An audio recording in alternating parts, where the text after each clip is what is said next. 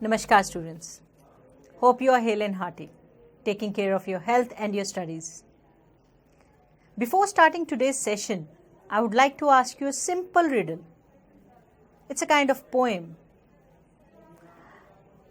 What is that thing which makes all of us run? In order to accumulate it, we lose all the fun. It doesn't even matter if it is shady or sunny. We see everyone around us bothered about it, be that papa or mummy. Some of us still remain honest, but most of us may think of becoming scummy. Yes, you got it right. It's money, money, and money. Yes, that's the topic of our discussion today. Money and Credit, chapter number 3 from your economics books, Understanding Economics of class 10. Hope you learned a lot about money today and the credit and various systems attached to it. Let's try to analyze how much have we accumulated in the form of knowledge from this chapter. Let's do it.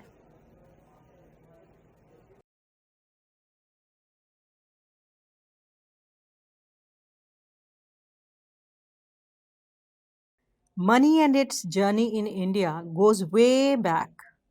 Starting from cowrie shells found abundantly in the Indian Ocean were among the earliest forms of currency used in world.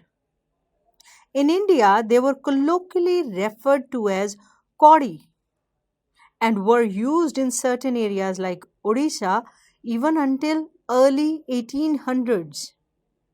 The first documented instance of coins being used as currency in India dates back to the 7th or 6th century BC. These punch marked coins were stamped bars of metal, usually copper and silver, and that were the first issued in Mahajanpada kingdom of the Indian Iron Age, and they lasted until the end of the imperial Mauryan period. The Indo Greek kings then introduced new types of coins that would influence Indian coinage for many centuries to come. The Kushan Empire, which existed from the 1st to 3rd century Common Era, began minting gold coins which featured mythological deities. The Gupta Empire from 320 to 470 Common Era produced the largest number of gold coins in Indian history, which is why it is often referred to as the Golden Period. Coins continued to take on various forms through the subsequent dynasties in India, from the Rajput and Mughal Empire in the north to the Maratha and Vijayanagar kingdoms in the south. It was actually Sher Shah Suri who, during his 5-year rule from 1540 to 1545, introduced the nation to a new currency which is the ancestor of the modern day rupee. After defeating Humayun and taking over the Mughal Empire in 1540, Suri set up a new civic and military administration that issued a silver coin termed as Rupaya, which remained in circulation even during the remainder of the Mughal period as well as during the Maratha era.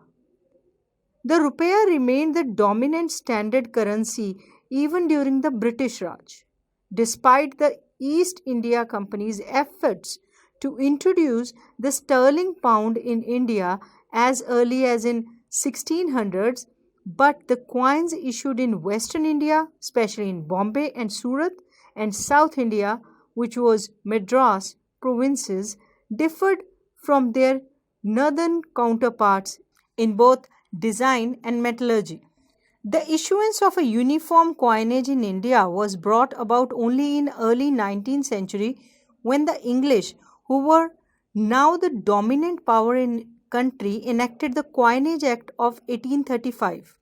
The newly designed coins saw the traditional Indian images and symbols replaced with the effigy of King William IV, which was itself replaced by the portrait of Queen Victoria from 1840 onwards. However, it was only after the Indian Rebellion of 1857, also known as Sepoy Mutiny, that the British declared the rupee as the official currency of colonial India.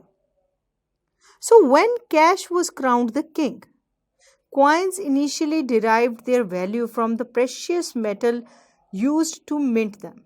This posed a problem for the sovereigns who did not possess the requisite gold or silver to prevent a drastic devaluation of their currency. Paper money solved this problem as it bore a promise to pay its possessor the equivalent value of gold or silver from the public treasury. Soon, it no longer mattered that paper money was not backed by anything of tangible value, and it was simply accepted as a medium of exchange for goods and services. But while paper currency was popularized in Asia by Genghis Khan as early as the 11th century, it only gained traction in India a few centuries later. In the late 18th century, silver and gold coins gave way to hundis, bonds, and shares, and paper currency was introduced in India for the very first time. Both private and semi government presidency banks could print the notes.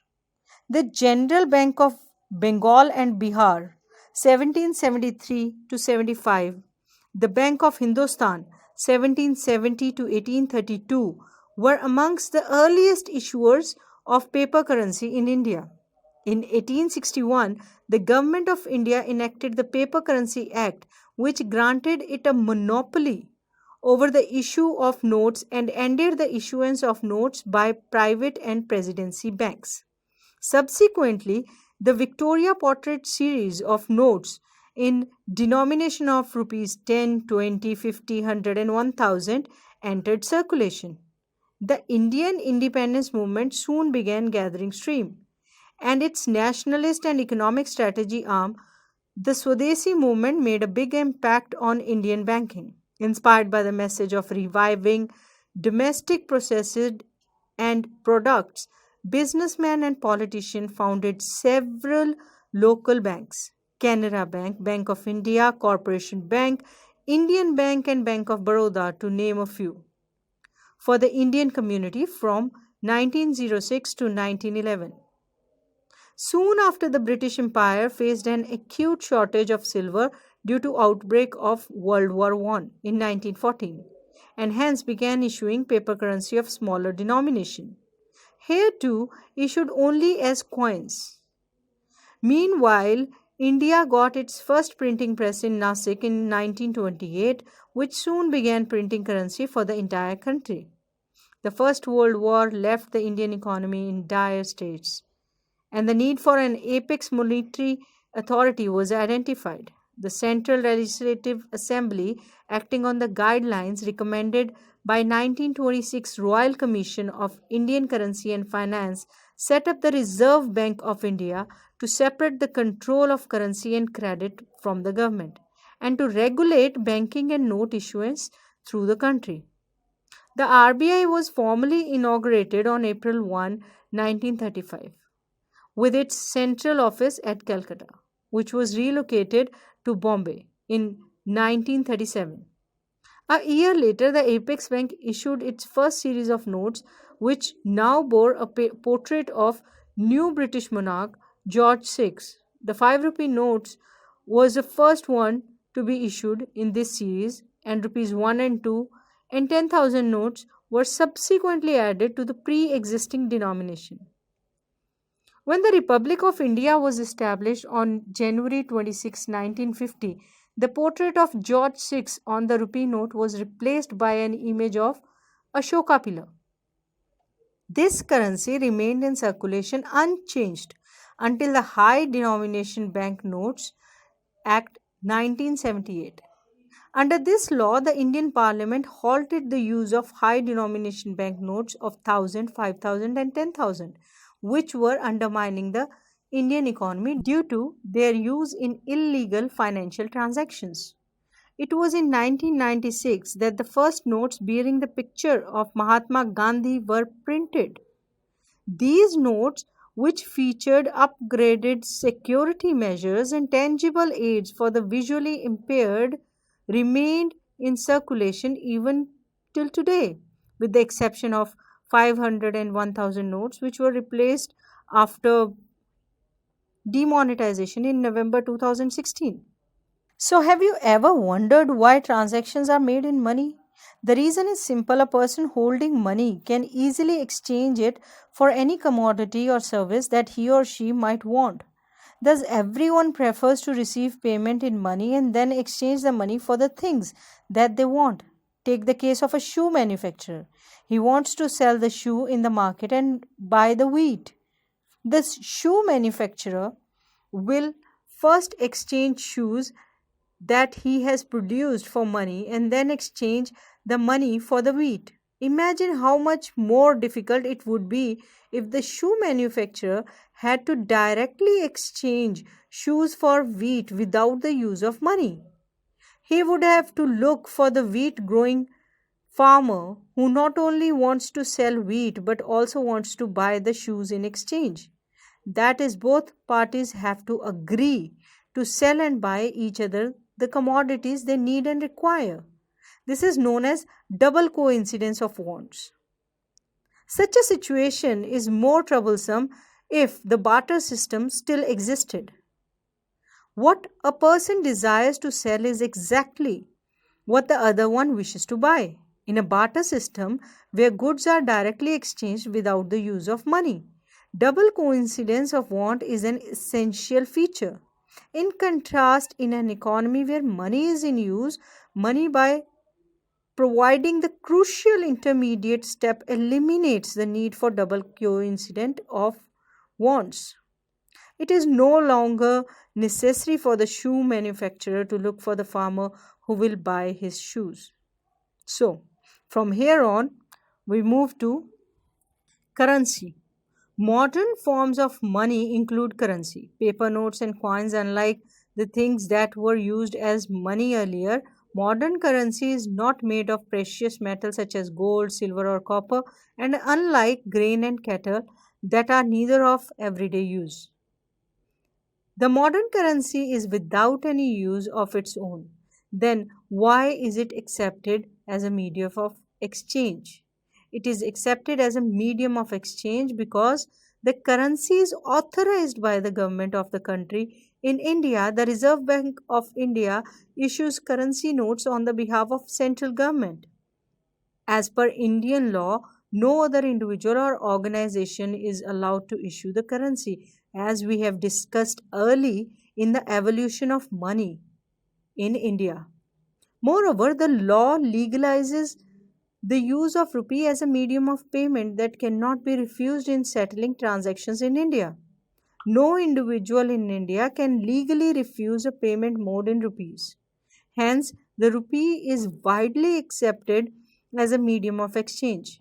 Deposits with banks, the other form in which people hold money, is as deposits with the bank. At a point of time, people need only some currency for their day to day needs. For instance, workers who receive their salaries at the end of each month have extra cash at the beginning of the month. What do people do with the extra cash? They deposit in the bank by opening a bank account in their name. Banks accept the deposit and also pay an amount as an interest on the deposit. In this way, people's money is safe with the banks and it earns an amount as interest. People who have the provision to withdraw the money as and when they require, since the deposit in the bank accounts can be withdrawn on the demand. These deposits are called demand deposits. Demand deposits offer another interesting facility. It is the facility which lends it the essential characteristic of money, that of medium of exchange. You would have heard of payments which are made. Thus, we see that demand deposits share the essential feature of money. The facility of checks against demand deposit makes it possible to directly settle payment with the use of cash. Since demand deposits are accepted widely as a means of payment along with currency, they constitute money in the modern economy. Payments are made by checks instead of cash. For payment through check, the payer who has an account with the bank makes out a check for a specific amount. A check is a paper instructing the bank to pay a specific amount for the person's account to the person in whose name the check has been issued. So, let us take the story of banks further. What do the banks do with the deposits which they accept from the public? There's an interesting mechanism at work here. Banks keep only a small proportion of their deposits as cash with themselves. For example, banks in India these days hold about 15% of their deposits as cash. This is kept as provision to pay the depositors who might come to withdraw money from the bank on any given day. Since on any particular day only some of its many depositors come to withdraw cash, the bank is able to manage with this cash. Banks use the major portion of the deposits to extend loans. There is a huge demand for loans for various economic activities. We shall read more about this in the following sections. Banks make use of the deposits to meet the loan requirements of the people. In this way, banks mediate between those who have surplus funds, which are depositors, and those who are in need of these funds, the borrowers. Banks charge a higher interest rate on the loans than what they offer on the deposits. The difference between what is charged from the borrower and what is paid to the depositor is their main source of income. We have seen in the above examples that people obtain loans for various sources. The various types of loans can be conveniently grouped as formal sector loan and informal sector loans. Among the former are loans from the banks and cooperatives. The informal lenders include money lenders, traders, employers, relatives, and friends. In the graph 1 given in your books, you can see the various sources of credit to rural household in India. It is more credit coming from the formal sector or the informal sector. The Reserve Bank of India supervises the functioning of formal sources of loans. For instance, we have seen that the banks maintain a minimum cash balance out of the deposits they receive. The RBI monitors the banks in actually maintaining the cash balance. Similarly, the RBI sees that the banks give loans not just to profit making business and traders but also to small cultivators, small scale industries to small borrowers. Periodically, banks have to submit information to the RBI on how much they are lending, to whom, at what interest rate. There is no organization which supervises the credit activities of lenders in the informal sector. They can lend at whatever interest rate they choose. There is no one to stop them from using unfair means to get there. There is no organization which supervises the credit activities of the lenders in the informal sector. They can lend at whatever interest rate they choose. There is no one to stop them from using unfair means to get their money back. Compared to the formal lenders, most of the informal lenders charge a much higher interest on the loans. Thus, the cost to the borrower of informal loans is much higher.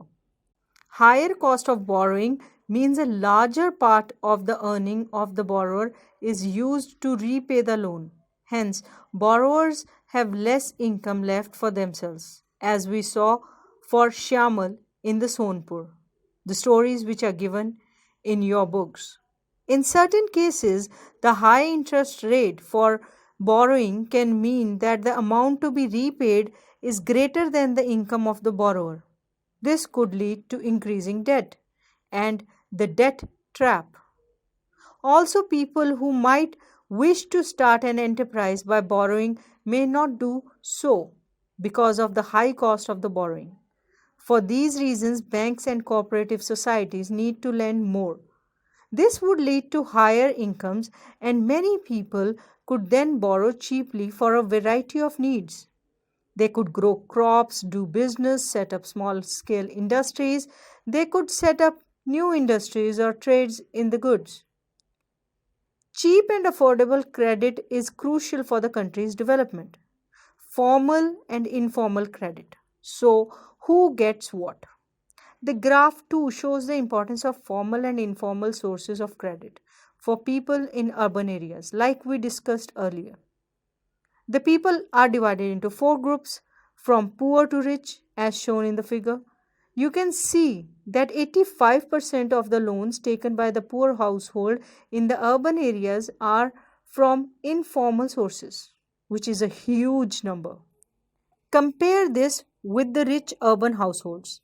What do you find? Only 10% of their loans are from informal sources, while 90% are from formal sources. A similar pattern is also found in the rural areas. The rich households are availing cheap credit from formal lenders, whereas the poor household have to pay a large amount for borrowing. What does all this suggest? First, the formal sector still meets only about half of the total credit needs of the rural people. The remaining credit needs are met from informal sources. Most loans from informal lenders carry a very high interest rate and do little to increase the income of the borrower. Thus, it is necessary that the banks and cooperatives increase their lending, particularly in the rural areas, so that the dependence on informal sources of credit reduces. Secondly, while formal sector loans need to expand, it is also necessary that everyone receives these loans. At present, it is the richer household who receive formal credit, whereas the poor have to depend on the informal sources. It is important that the formal credit is distributed more equally so that the poor can benefit from the cheaper loans. Now, we'll talk about some self help groups which are exclusively for the poor. In the previous section, we have seen that the poor household are still dependent on the informal sources of credit. Why is it? Banks are not present everywhere in rural area. Even when they are present, getting a loan from bank is much more difficult than taking a loan from informal source. As we saw for Megha, the story which is there in your books. The bank loans require proper documents and collaterals. Absence of collateral is one of the major reasons which prevents the poor from getting bank loans. Informal lenders, such as money lenders, on the other hand, know the borrower personally and hence are often willing to give a loan without collaterals. The borrowers can, if necessary, approach the money lenders even without repaying their earlier loans. However, the money lender charges a very high rate of interest and keeps no record of the transaction and harass the poor people. In recent years, people have tried out some newer ways of providing loans to the poor. The idea is to organize rural poor, in particular women, into small help groups and pool their savings. A typical SHG, small help group, has 15 to 20 members, usually belonging to one neighborhood, who meet and save regularly. Saving per member varies from 25 to rupees 100 or more, depending on the ability of the people to save. Members can take small loans from the group itself to meet their needs. The group charges interest on these loans, but this is still less than what the money lenders charge. After a year or two, if the group is regular in saving, it becomes eligible for availing loan from the bank. Loan is sanctioned in the name of the group and is meant to create self-employment opportunities for the members. For instance, small loans are provided to the members for releasing mortgaged lands, for meeting working capital needs, buying seeds, fertilizers, raw materials like bamboo and cloth, for housing material, for acquiring assets like sewing machine, handlooms, cattle, etc. Most of the important decisions regarding the saving and loan activities are taken by the group members. The group decides as regards the loan to be granted, the purpose, amount, interest to be charged, repayment schedule. After it is the group which is responsible for the repayment of the loan. Any case of non repayment of loan by any one member is followed up seriously by other members in the group. Because of this feature, banks are willing to lend to the poor women when organized in self help groups, even though they have no collateral as such. Thus, the self help groups help borrowers overcome the problem of lack of collateral. They can get timely loans for a variety of purposes and at reasonable interest rates. Moreover, self help groups are the building blocks of organization of the rural poor. Not only does it help women to become financially self reliant, the regular meeting of the group provides a platform to discuss and to act on a variety of social issues such as health, nutrition, domestic violence, etc. We must notice that the Grameen Bank of Bangladesh is one of the biggest success stories in reaching the poor to meet their credit needs at a very reasonable rate. Now, let's take up some important terminology in relation to the bank and the banking system. Talking about repo rate, it is the rate at which the Central Bank of India, which is Reserve Bank of India, lends money to the commercial banks in the event of any shortfall of funds. Bank rate. Bank rate is the rate charged by the central bank, which is RBI, for lending funds to the commercial banks. Bank rate influence lending rates of commercial banks. Base rate is the minimum rate set up by the Reserve Bank of India below which banks are not allowed to lend to its customers. Banks lend in two ways. Either they lend directly to the banks. Over here, we can directly see that the bank lends the money to the banks. Reverse repo rate is the rate at which the central bank of the country, which is RBI, borrows money from the commercial bank within the country. It is a monetary policy instrument which can be used to control the money supply in the country. Reverse repo rate is the rate at which the central bank of the country, which is RBI, borrows money from the commercial bank within the country. It is a monetary policy instrument which can be used to control the money supply in the country. The call money rate is the interest rate on a type of short term loan that banks give to the brokers, who in turn lend the money to the investors to fund margin accounts for both broker and the investor. This type of loan does not have a set repayment schedule and must be repaid on demand. The investor who owns the margin account pays their broker the call money rate plus a service fee in turn for using the margin capabilities offered by the broker. The reserve requirement is a central bank regulation that sets the minimum amount of reserves that must be held by a commercial bank. The minimum reserve is generally determined by the central bank, which in India is again Reserve Bank of India, and it is to be no less than a specified percentage of amount of deposit liabilities the commercial bank owes to its customers. In India, the statutory liquidity ratio SLR is the government term for the reserve requirement that commercial banks are required to maintain in form of cash, gold reserve, PSU bonds and Reserve Bank of India approved securities before providing credit to the customer. The SLR to be maintained by a bank is determined by the RBI in order to control the expansion. Banks play an important role in the economy for offering a service for people wishing to save. Banks also play an important role in offering finance to businesses who wish to invest and expand. These loans and business investments are important for enabling economic growth. Okay, let's do some question answers.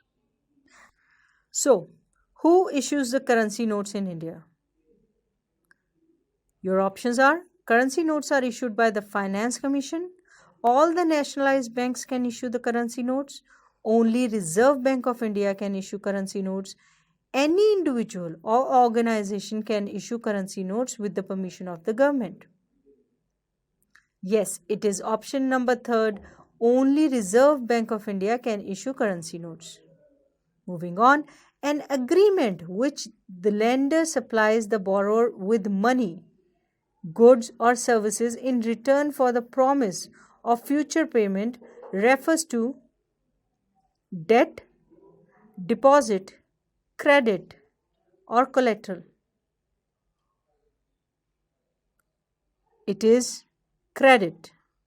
Which among the following options will be the cheapest source of credit in rural areas? Bank, cooperative society, money lenders, or finance company? Very right, it is cooperative society. In which country is the Grameen Bank meeting the credit needs of over 6 million poor people? Bhutan, Sri Lanka, Bangladesh, or Nepal? Very right, it is Bangladesh. Which of the following is not an informal source of credit? Moneylender, relative and friends, commercial banks, or traders? Correct. Commercial banks are not an informal source of credit. Moving on, you can see there are certain sentences which are not complete. You have to complete them. Dash implies the direct exchange of goods against goods without the use of money. Barter system. Very good. Dash may be defined as anything which is generally accepted by people in exchange of goods and services or in repayment of debts. Money it is. In India, the law legalizes the use of dash as a medium of payment that cannot be refused in settling any transaction. Rupee. Money as a medium of exchange has removed the problem of dash of wants, double coincidence of wants. Modern forms of money include currencies which are dash, paper notes, and coins. I hope you liked this video. We'll be back with another video with new facts and figures. Till then, stay safe, stay healthy, and keep studying. Namaskar.